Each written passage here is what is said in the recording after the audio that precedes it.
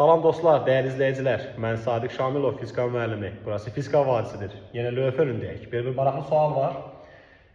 Çəkisi P olan yük və bir blok, bir cins çubuq tarazlıqda verilib bizə. T gəlmə qüvvəsini şəkildə görürsünüz və ağırlıq qüvvəsi, bir cins çubuğa təsir göstərən ağırlıq qüvvəsini deyir tapın. Değerli dostlar, bu sual məncə maraqlı bir sualdır. Gəlin həll edək. Həmin bu çubuğun çəkisi P-ni göstərsək, baxın bura bir P olsun, aydındırmı? Onda, burada T gəlmə qüvvəsini görürsünüz.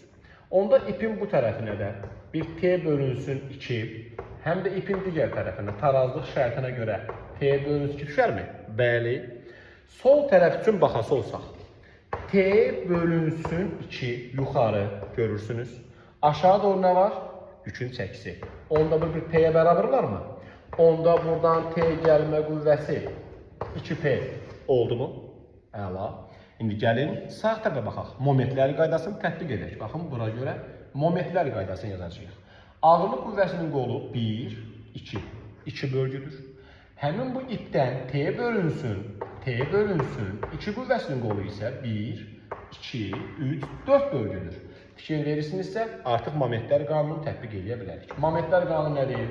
M bərabər F deyir. Onda baxaq bura. T bölünsün 2'nin qolu 4 bərabərdir, görsənir. Ağırlıq qüvvəsi F ağırlığın qolu vurulsun 2. Buradan bu 4 ilə bu 2 getsə, burada bu 2'lər aparsaq, onda T bərabər oldu. Nəyə? F ağırlığa. Bizdə görürsünüz, T'ni tapmışıq 2P.